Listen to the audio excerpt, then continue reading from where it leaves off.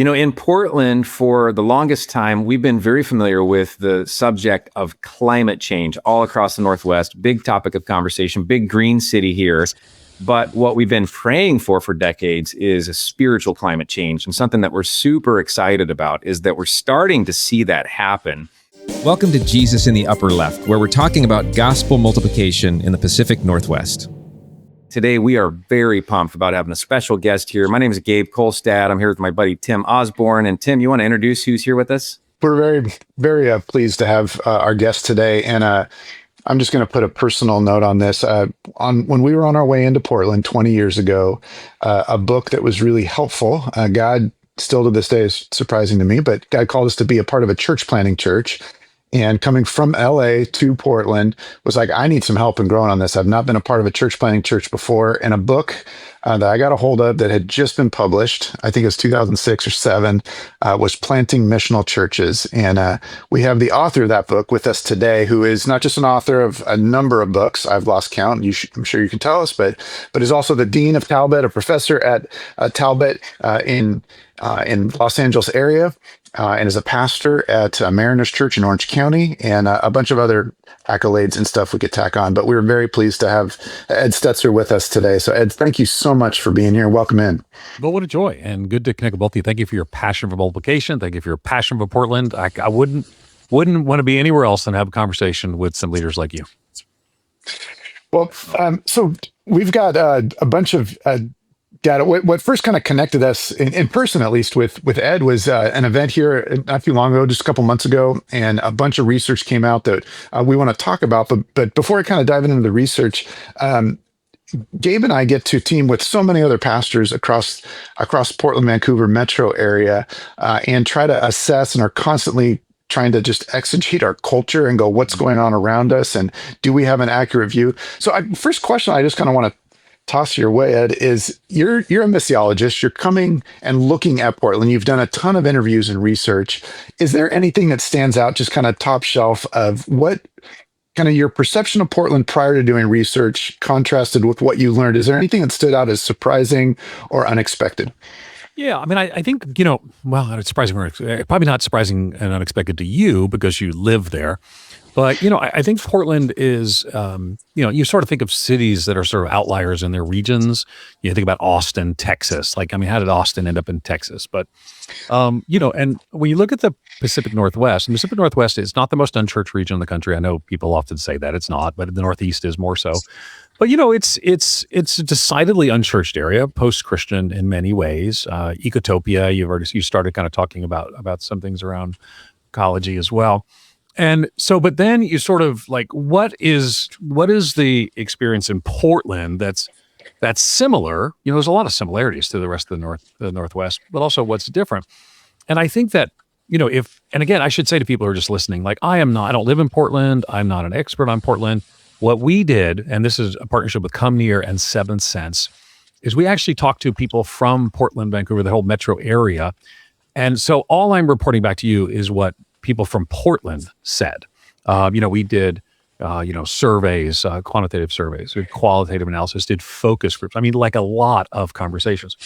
Sometimes they were business leaders, sometimes they were Christians, sometimes they were non-Christians. So I think that it's fair to say that 2020 sort of hit America and the world. It was a global phenomenon. And everything, it was sort of the way I kind of described it, I'll call it the meteor of 2020. It sort of hit and just knocked everything, and everyone sort of felt that. And in some places, still, recovering. I was the interim pastor of the Moody Church in Chicago for 4 years, and it kind of finished during COVID. An urban setting, multi-ethnic church. It was hit hard by 2020. But I think when it comes to cities, you'd have to say that places like Portland, and not Portland alone, San Francisco as well, were disproportionately impacted. If there was a meteor that hit U.S. in 2020, there were 2 chunks of it. One landed in San Francisco, one landed in Portland. And in Seattle too, maybe 3 chunks of it. And so you just saw, and I guess we go on too, we could say Minneapolis for that matter, but I'm just saying there are certain places, and I think for Portland, again, this is just reflecting on what people said to us. I think for Portland, because Portland was this city that people went to live their dreams. It was this And, many a church planner, I mean, they read, a Blue Like Jazz or something like that. And they're like, I got to go to Portland, I'm going to plant a church. And you get up there, it's harder. And there's like, they're crashing against the rocks of secularism and post-Christian culture. But I think in general, Portland is a chastised city and a chastised region after 2020 that's still sort of recovering from that. And some of the fascinating data, like the people who, I mean, compared to other places, a lot more people are unsure they're going to live in Portland in 5-10 years.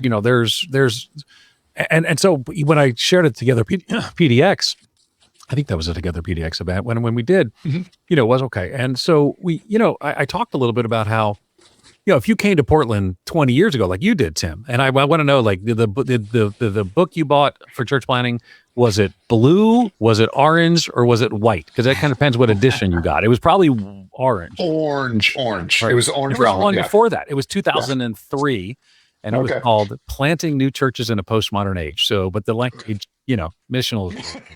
Missional. Hold on, Soma. Leonard Sweet wrote the forward to that back in 2003. Different times. Anyway. Yeah. So, you came 20 years ago. This was a boomtown. I mean, again, it was unequally distributed. We talk about that a lot in the study we shared. It's unequally distributed, but it was a boomtown. It was a boomtown for church planting. You were coming in others. I think now it's more chastened, and there's an uncertainty about the future. We saw high levels of concern about the future, about crime. And I should say that varies depending on where you are geographically. You know that. You're just, where you're going to live there in 10 years, also shaped by where you live geographically. But as a whole, chastened and challenged might be two words to describe how Portlanders express their current moment. Low trust in government, very low trust in government, very low trust in big business, big anything. But there's gospel opportunity there that I saw, and I was excited to see. Have you ever like seen that kind of response in terms of what stood out? I remember when you were going through that a few months ago and delivering all the summaries information at that event, and when you said that people were responding with, we don't know if we're going to be here in whatever the range was, 5 to 10 years. So there was a sense of like, we're here and hanging out. We think we like it, we might not, but oh no, we don't have any long-term plans. Have you ever seen anything like that before?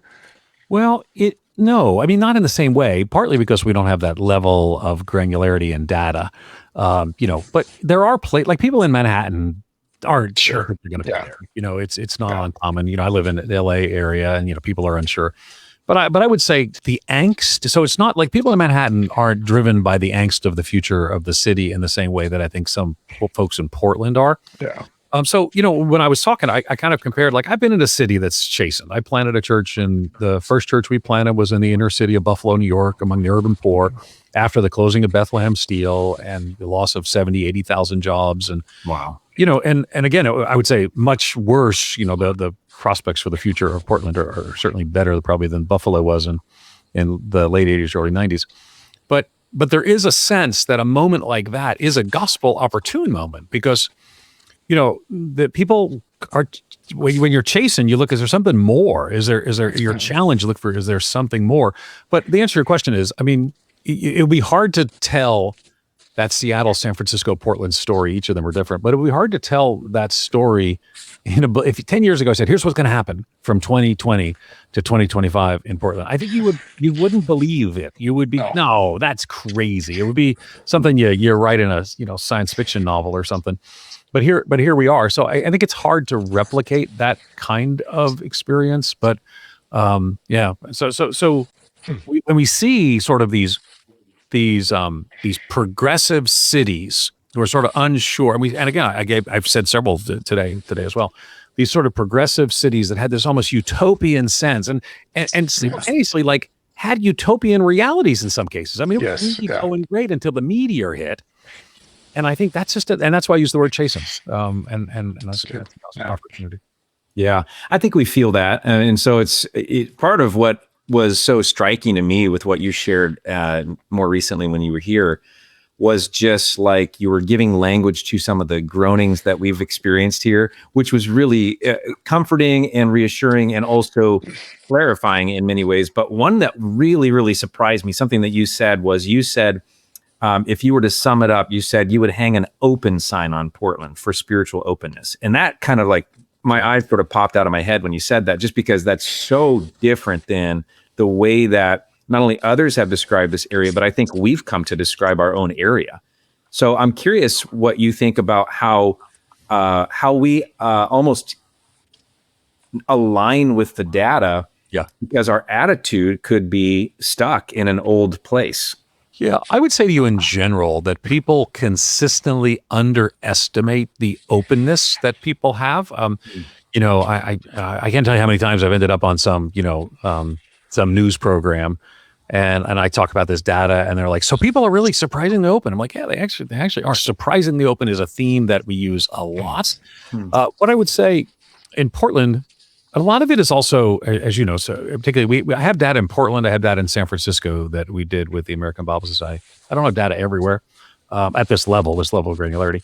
But, you know, if you're our age, I'm guessing I'm a little older than you guys, but if we're around our age, Portland is pretty much what you might stereotype it to be, right? So most people our age are not, you know, they're not having spiritual seeking conversations a lot, but you get some of the younger, you see some of that more openness to this. But again, so here's some, you know, some of the data that we found. And again, this I'm just quoting from the report and the full report you guys have in your session notes and the episode notes. And by the way, so everyone, that's for you to share. Like, download it, share it. Well, you got a new elder at your church, got some new youth pastor, some Bible study teacher. It's 200 plus pages of, I hope, gospel missional goodness to help you understand Portland. It's hopefully a blessing. So here's what we found. 52% show a strong curiosity about meaning, purpose, and something greater. This is Portland. 53% show a strong curiosity about the supernatural, which again, remember, that can be multifaceted. But what's interesting, only 12 to 13% say they're not at all curious. So there's an openness, but that's supernatural and spiritual. Okay, but what about Jesus? So I think, you know, when I look at data, you know, Portland, the Northwest, it's a more secular part of the country. And again, I remember how I started my talk. I said, I know the last thing you want to hear. Hey, I'm from LA. I'm going to tell you about Portland, you know, because I'm like, I know, and I'm, you know, when we look at Biola, we're right in LA County, but you know, we're not even in downtown LA. But what I would say is, again, I'm just reflecting what we heard, and we heard from people in the quantitative data, which is like survey data, numbers, quantities, that they were more interested in Jesus. And then when we talked to people in focus groups, they were kind of like, yeah, we're a little surprised that those people are that interested. So here's what we found. 41% say they're interested in learning more about Jesus. Now that's again, that means that some aren't. That's great. 45% say they're not interested. And that's okay. So more people say that they're not interested than say they're interested. It's kind of a 50-50 split, but a little bit more. And 14% sit in the undecided middle. But like, if you just have the undecided, I'm not sure, and the people are interested, that's a lot of people. That's 55% of the people. And I would say that's the biggest surprise of the data. Every time I talk to a reporter, they say, what's the big surprise in the data? And sometimes I feel like I have to make up surprises because that's how they report it in the news. It's like, it wasn't a surprise, but I'm going to say that so you'll report on it. In this case, like this group, the interested but not connected group, represents a significant opportunity that I think churches are not leaning fully into. But you know, that's part of what my job is. I'm a missiologist. I want to do what the writer of Hebrews says, provoke people to love and good deeds, to live on mission. And I would say, you know, Portland is, you know, the moment we're in doesn't pause the mission we're on. Portland's in a strange moment, but the mission goes on. And I think there's, again, I said it 3 times, so I stopped repeating myself. There's gospel opportunity there that I left encouraged to see. And there are great examples of churches that are leaning into that gospel opportunity too. I'm curious if you could help us unpack, because some of the things you shared were like ways that you see things happening that could align with the actual preferences and tendencies of the city. Again, was just really reassuring to go, wow, something that maybe at sometimes we've been sensing, now we can look at and have more confidence. Can you share a little bit about what you noticed, for instance, around some neighborhoods and trust and some of those things? Yeah, sure, totally. And that was a big takeaway from the data. Portland is a city that does not trust itself, does not trust others. There's a higher I mean, again, you can see there's a skepticism that's important. When we ask who Portland trusts, small businesses, 53% say they trust. Okay. Not big businesses, Nonprofits, 52% trust. City government, 24% trust. So it's not exactly a bastion of enthusiasm for Portland city government. That was, but here's what we find. Kind of between that, faith communities sort of sit in the middle between those, not distrusted, not fully trusted. But here's the thing that we see. Sometimes smaller is more trusted than large. And what I would say is that, here's the thing. I often use an example. If you ask people, do you trust organized religion in Portland? They're going to say no. First of all, they haven't been to church in a while because it's just not that organized. But anyway, that's another story for another day. But if you say to them, do you trust your neighbor who volunteers to serve, persons with special needs? Man, you get a whole very different answer. And it's a bit like, and I hate to mention politics, but I will because it'll help illustrate. I try to remember the Congress's approval rating, I think is like 11, 12% right now. So everyone hates Congress. Like everybody hates Congress. And Democrat, Republican. But we'll come up on the midterms not long from now. And almost everyone will be reelected in their district. Like it will be, there's like just a handful, maybe a little more than a handful this time of contested districts. Here's why. Everyone hates Congress, but they like the person that represents them. And here's what I would say. Not everyone, a huge percentage of people are going to just dislike organized religion. But that church on the corner that's been there, that they've seen show and share the love of Jesus, they sort of say, they kind of make a different category for that. And some still would have a negative perception of that local church. But then their neighbor who goes to their church, they have a different category for that. So people have the ability to sort of slot their perceptions and include what's functionally a subgroup as a separate group to them. Congress is terrible, but not my member of Congress. Organized religion is terrible, but that church on the corner, they do some great after school stuff. And I don't go there, but I'm for them. So what we found in the data was really a key part of the question was consistency and longevity. They reported in multiple facets. Remember, there's more than one kind of research here. It's a mixed method study. Trust grows when people see consistency and proximity. So if you're a church planter, Tim, you've been here decades now, but if you're a church planter just showing up, you might not assume there's going to be a lot of trust at the beginning. People need to see and believe and get to know you and more.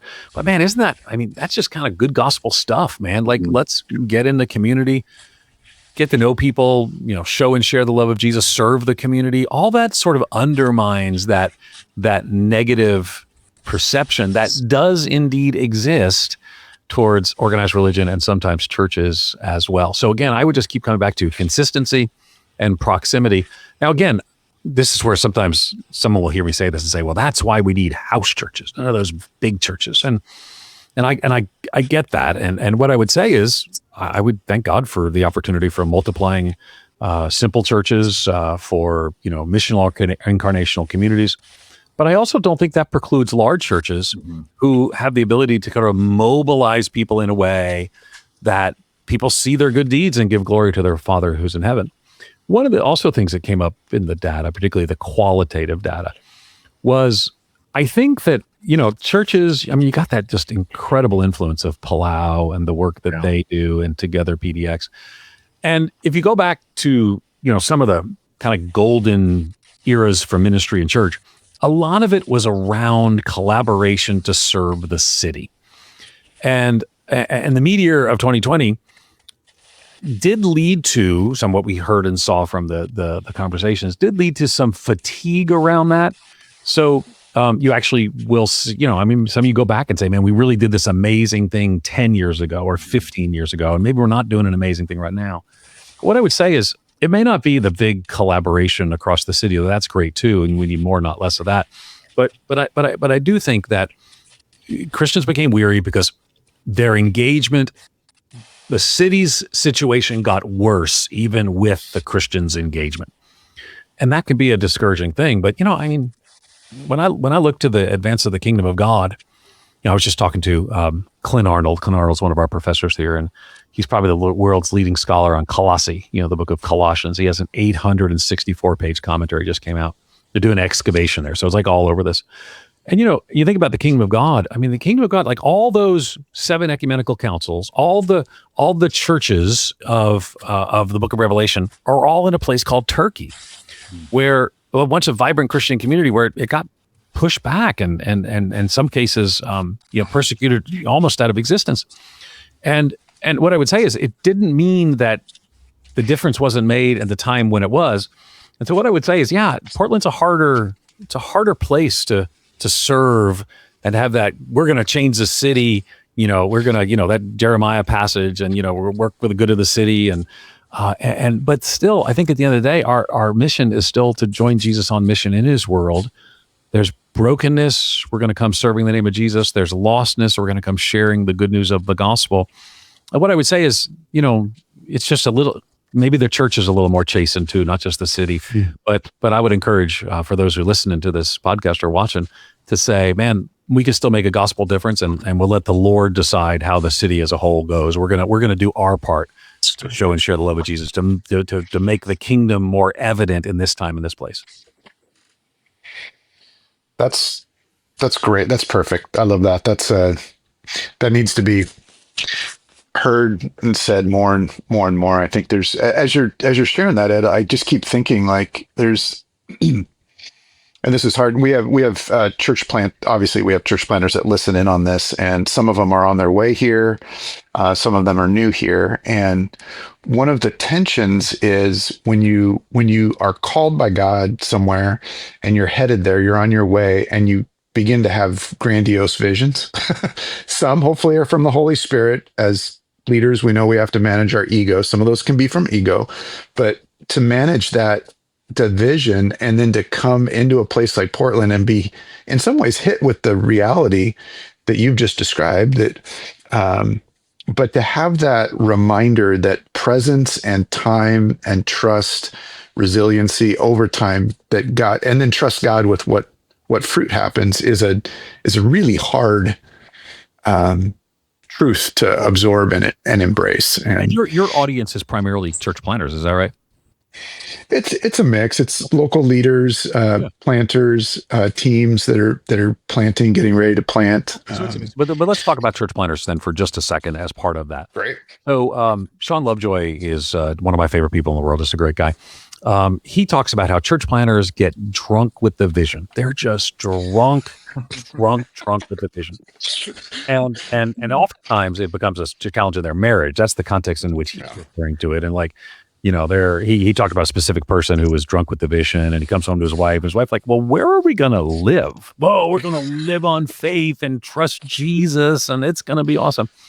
And what I would say is, it's very easy to get drunk with the vision. And there are things that contribute to that, right? So I just was texting Dave Ferguson a few minutes ago about the Exponential Conference, coming down to Orlando, the Exponential Conference. And, and we have one in NorCal now. So, and what I would say is like, if you come to that conference, like, again, I'm one of the speakers, right? So I'm like that. I feel like I'm about to say something really bad. I'm not. But if you go to that conference, I was actually a few years ago, I said this at one of these conferences. It wasn't an exponential conference, but I said, you come to this conference and everyone here planted a church, and it just went wildly successful. Like I was at this one conference, there were like, it was 7 of us who were speaking, and all of them had planted or started. Andy Stanley was one of them. He doesn't say planted the church. He says started the church. And this was, I don't know, 10, 15 years ago. But everyone else had planted the church, going to 5,000, 6,000. And, and then there was me. I was like, one of these things is not like the other. I've planted, but not. But here's what I said. I said, if you come to this conference and you think this is normal, I said, it's not. These conferences can become for you ministry pornography. It's an unrealistic depiction of an experience you're never going to have that can distract you from the real and glorious thing. And it's a real glorious thing, church planting. But one of the things I've say to people is like if you take this as normative by what I saw at this conference or whatever, even Together PDX, you bring in speakers who are successful church planners. For most of us, church planting is a long, hard slog. Matter of fact, successful church planting is a series of successfully resolved crises that come one after the other. And I love church planting. I got one more in me right now, debating with Donna, and she's not enthusiastic about that. I got to get too drunk with the vision. She says, One Hey, wait. more. Is it in Portland? Listen, I got to tell you, I love when I started reading the Portland data, and this is like terrible. This is where like people ask me like what my theological view is on something, and I'm like, if I like I'm on the line on something, with the last thing I read sort of nudges me over the line. I'm like, I got to read the other one. Now, mind you, someone's going to take that out of context because I got a pretty long track record of solid theological beliefs. But when I read like something about Portland, I'm like, should I live there? Should I come plant a church there? I got to convince Alma. And we are, I'll be up there more. We're starting our extension up there, so we'll be up there more. But no, I would say a realistic, and I'm not even sure, Tim, when you showed up, and a lot of those others showed up 20 years ago. Like, I'm not even sure that. My guess is a lot of those people aren't there anymore because sometimes the enthusiasm towards how we saw this thing and something's going on in the Northwest, and we've seen some of that blow up with horrible ramifications up there as well. So I'm just of the view that church planning requires a sobriety, and when you get drunk with the vision, you don't think these things through. You got to have a conversation with your family. You got to have a realistic expectation. Remember that the typical church plant in the United States breaks 100 in its 4th year. And that's the whole country. And you're a more resistant part of the country. So, but I thought we'd be running 200 after 2 years. Well, sometimes people do, but it's very, I remember hearing one guy who planted a church, and he said, well, I just started preaching through the book of Leviticus, and 1,000 people came.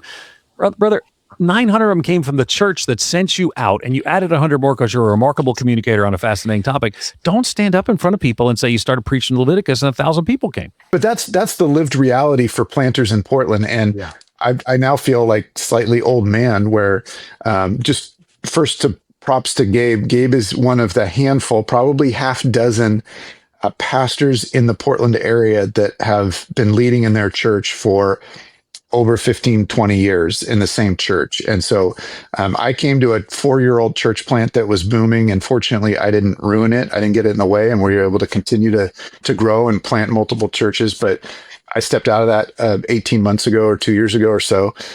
So I take myself off that list now. But yeah, there's very few. But feeling like on the old man side of this now and watching new planters, I sat with one of them in their coffee shop that's a part of their church this morning, and he's asking questions about what's next for their church. He's been in it maybe 4 or 5 years, and he's like, so I was just asking him questions. How many people are part of your church? How many leaders do you have that are leading? He said, well, we have about 50 on a Sunday, and maybe there's 100 people connected to the church. They are embedded in their neighborhood. They're doing good work, and it's like you're doing it. You're married. You've got a stable home. You're smiling. You're awake early and excited about what you're working on for next month. Like this is the dream. This is good. Keep at it. Stay with it. Well, we've made because of some of our like performance culture in church planning. I think we've made success feel like failure when it's actually success. And I'm just thankful. And again, as a missiologist, I want churches to get to the 3 selves, when they're self-governing, self-propagating, self-supporting. I want a church to get to the place where it can support itself and be a part of other ministry as well. So that's a success marker for me, largely because we just historically know that that's a healthy pattern of reproduction. Yeah. But man, that takes a while. And it again, in a Northwest takes a while, takes probably longer in an urban context than it does even in other places in the Northwest as well. So something I'm just kind of taking away is manage your expectations would be a major like checkbox. Do this, would be manage your expectations. But so slow and small are not bad. Nope. That's normal. No, I don't think slow and small should be the goal. I think gospel fidelity should be the goal. But I think for most of you, you're going to get slow and small. It's just going to be, and with faithfulness, again, because what we see is, remember, proximity and time are key things for people kind of having that sense of trust in people in Portland. So I think that makes sense. It aligns well. The gospel, Nijay up there has this thing called slow theology, which I think is always fascinating because I'm a New Yorker, so I'm like, we're like so opposite. What? But I think slow missiology is faithfulness in church planning. I think that's, and the more unchurched areas, the more resistant it is, the more slow and faithful is gonna. Yeah, I mean, I could drop into a booming suburb outside of Dallas, Texas, and probably gather a few hundred people. You could as well. But thank God for people who are for going it there, but in all other places as well. Yeah. when you were talking with us in Portland, you said that if you were coming here, which I think maybe you're starting to think about it more because you talked about it then, you're talking about it here, so maybe there's something going on there. But you said if you were gonna come here, you would focus on the neighborhood because that's such a part of that's such a part of what you saw from the data and all the conversations. I'm kind of curious if you saw if you saw anything that, people ought to be thinking about in terms of, as the Lord leads them, what sorts of things might they imagine when it comes to neighborhood? Did you hear from anybody on that? Yeah, I mean, I would say that Portland, and you already know this, like Portland, if anyone's listening from Portland or the Northwest, they sort of know that Portland is a community of neighborhoods. We heard that over and over again. Yeah. And again, some of those neighborhoods have been overlooked, have been, there's not been some of the like bounce back that we're seeing it's not equally distributed. We know that, and we know even some of the things, we talk about shade canopies. We actually can see people talk about the differences between what's prioritized here and what's prioritized there. But what I would say is kind of a recurring theme is people at the end of the day, that there's a higher trust. And again, and it's really key that, let me just step back for just 1 minute. The how of church planting, not in all ways, but in many ways, is determined by the who, when, and where of culture. Okay. So I live in Southern California, which is not a neighborhood-driven context at all. It's just not a thing at all. So if I was doing church planting here, I might have I might get into a high school, and I might have you can do that there too, but I might have a different approach to let's, gather a large group of people, see who stays, et cetera, et cetera. But in a place that's remarkably driven by neighborhood, suspicious of large, but open to small, looking for proximity and kind of some consistency, it just makes missiological sense that if I were coming in to plant a church, I might show up into a neighborhood, get to know its rhythms and more. We talk about exegeting a culture, and I read a book I wrote years ago, 20-something years ago. I wrote a book called Breaking the Missional Code, and I sort of said, here's how to understand. I was trying to be clever. Here's how to break the missional code in your neighborhood. Cleverness really works sometimes, and you get back 20 years later, I'm like, oh, anyway. But I would go in and say, what are the rhythms of this neighborhood? What's the history? Who lives here? What's going on in this space? I would take that deep missiological dive and cause people, like when I was a church planner in Erie, Pennsylvania, I knew more about Erie, Pennsylvania than most people from Erie, Pennsylvania. Like I knew that Erie, Pennsylvania had more bowling alleys per capita than any city in the United States. By the way, I started to bowl.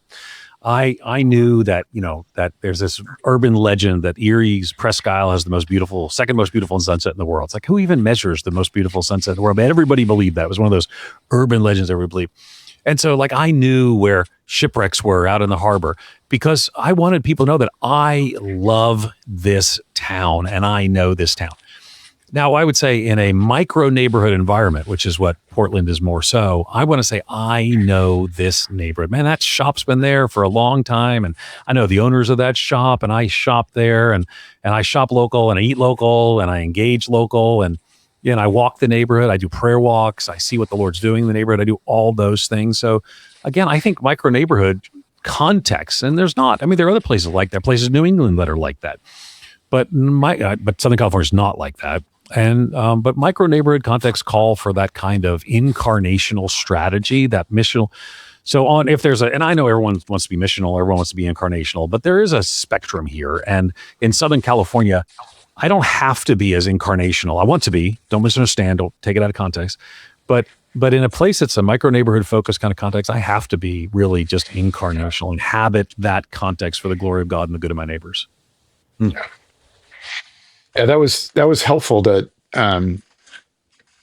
hear that in the data was like, because that's obviously what we experience in here, but to hear that again from the summary and all of that was, because we hear that all the time, but the neighborhood piece and that's where, again, just your word of caution of what gets said at, say, conferences sometimes of this is what success looks like, is so different than healthy expectations, and like you said, the who, when, and where of culture, and that's going to change how to do. So somebody with a vision for church planting has to have it malleable enough to come into Portland and go, oh, this is how God's going to do this work here, and are we willing to do that? And it's so necessary. Church planners who are shaped by reading somebody's book, even me reading my book. My church planting experience is all in the Northeastern United States. So, and then they sort of write out a plan, and, there's an old Mike Tyson phrase, everyone's got a plan till they get punched in the face. And, you sort of like, and that comes back to what I said earlier, successful church planning is a series of successfully resolved crises. And this is where grit just fits into that. I mean, it's I'm here. I love these people. I love this community. This is why it really matters that you don't love the idea of a church plant. You actually love the people God has called you to reach. And so then you keep pressing forward, and something doesn't happen. You have an obstacle you work around with, God's giving you guidance and grace, and you figure it out. And, and I think ultimately we would do better if we said to a church planner, hey, listen, if 5 years in you're running under 100, are you still going to be at this? I'm like, man, I love this city. Now I recognize it. I'm not here to shame anybody who, had a family crisis or just whatever, just couldn't do this. Church planning is not for everybody. But I do think having a realistic expectation of the situation and a commitment, a grit to the mission, those two things are a beautiful combination. I think that we've, I just zooming out on the conversation, like, okay, if the openness of our city is increasing, and the Lord is up to some new things, one of the things that we've all been thinking about is, okay, how do we prepare the people who are going to be serving in the harvesters, so to speak, the workers, like Jesus would say? And there is a gap in our city for that, and something that we've locally been thinking about, working on. And Ed, I know you're also working on it, and we'd love to hear more about what you have coming, and what God's been doing through Talbot that we can take advantage of here in Portland. Yeah, so we're actually looking to come alongside churches and leaders in Portland. Let me just say up front that we're thankful for seminaries already doing good work there. Talbot's now the largest seminary in the West Coast, and we just have where some of our peer seminaries where they all have like church-based partnerships around the country. You have think about Gordon Conwell. They have more students in Charlotte than they have in Massachusetts or Dallas, in Houston, or else may be. Or Western, for example, has great programs down in LA area. So what we're doing is we're going to be launching, and we actually have a grant that the Lilly Foundation has given us. Just to be transparently, we got a $10 million grant to start extension sites. So we're actually, for the inaugural cohort in Portland, which we're looking to launch in the fall, we're going to be able to bring 50% scholarships for everyone who starts in the inaugural cohort. And so we're super excited about that. That's obviously a very big deal in the world in which we are today. And so it's going to be modular cohort hybrid. So modular means that you don't quit your job. That when someone's in Portland and you send them off to seminary, they often don't come back. So we want to keep them in Portland. So it's modular. So you'd maybe be 3 times a semester for a day and a half, or maybe 1 time for 4 days. There's a hybrid that you do online prep work beforehand. Modular cohort. A cohort, we're doing it together with a group of people. So you got to be in the cohort for the scholarship as well. And then we'll send up we have this amazing world-class faculty. So we get to send up people like, Scott Ray, Sean McDowell, Clint Arnold, who I just mentioned on Colossians, or Ken Way in the Old Testament. So we can send up, some of, people who we have this amazing men and women in our faculty. I was just having a conversation about Carmen Imes, who's, really just caught a lot of people's interest in her Torah Tuesday is like, it's Tuesday. So it's Torah Tuesday, in case you were wondering. So, so to have some of those people come up and teach, so you get the world-class faculty in community, because here's the deal. Everybody in Portland today can go do an online MA or MDiv. You do it at Talbot. I'd love to have you. But now we can actually say you can do it with others. So you get the best of the in-person community context, but also it's hybrid. So you get some of this online as well. Tim, you're a graduate of Talbot. So it's, the kind of world-class theological education that's here. And And, but it's just strange, though, because all of our peers, the 5 largest multi-denominational seminaries in the country by FDE are Dallas, in this order: Dallas, Asbury, us, Fuller, and Gordon Combo. So, but a lot of people don't realize that Talbot is this large of a school, partly because we've done it all where Tim went to down here on our campus, and which is great, strong, healthy seminary. But now we get to take that to the world. So, so we're actually launching in Seattle and San Diego in spring, and then Portland. Our plan is, and Portland and Las Vegas and elsewhere in the fall. And again, we have some resources that we didn't expect to have, but we're real thankful for the Lilly Foundation for enabling us to fast forward that and scholarship so many folks.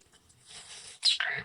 We have, this, Ed, but Together PDX is really the reflection of just decades now of relational equity that the Plow organization, Kevin in particular, has helped significantly to build. But there's just a great partnership and camaraderie across the city of pastors and leaders and churches. And so there's a very shared kind of welcome when somebody new comes in. And so we just want to be really sure that we're extending that to you and to Talbot. And church planting takes all kinds of churches for all kinds of people. And I've been thinking about that. And I've told you before, I'm a grad of Talbot, obviously, but my mom was a Biola grad. My sister's a Rosemead grad. And my middle son was, I'm a little biased, but the best player on Biola's first national championship water polo team. So wow.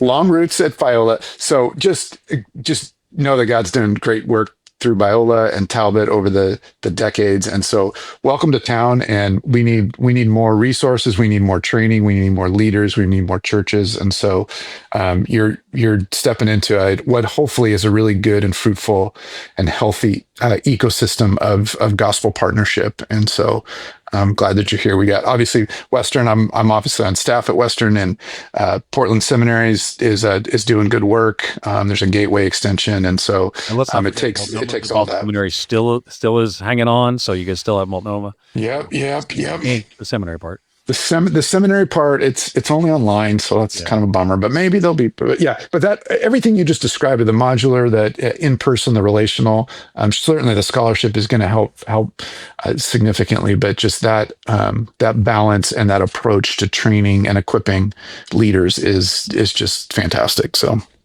it's great. Thanks. Look forward to partnering with you. Yeah.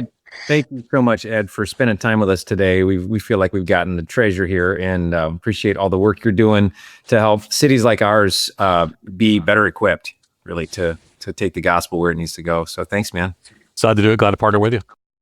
Thanks so much for joining us for this episode of Jesus in the Upper Left. We want to ask you a quick favor. Would you please subscribe so you don't miss a single episode, and share with those that are in your life that might benefit from the content. Hit the notifications button, rate and review, of course, and then head on over to upperleftshow.com, where you can find bonus content, opportunities to connect with those around the city that are doing similar work as you, resources to help you, and just a way to connect to the community. We hope to see you again next time.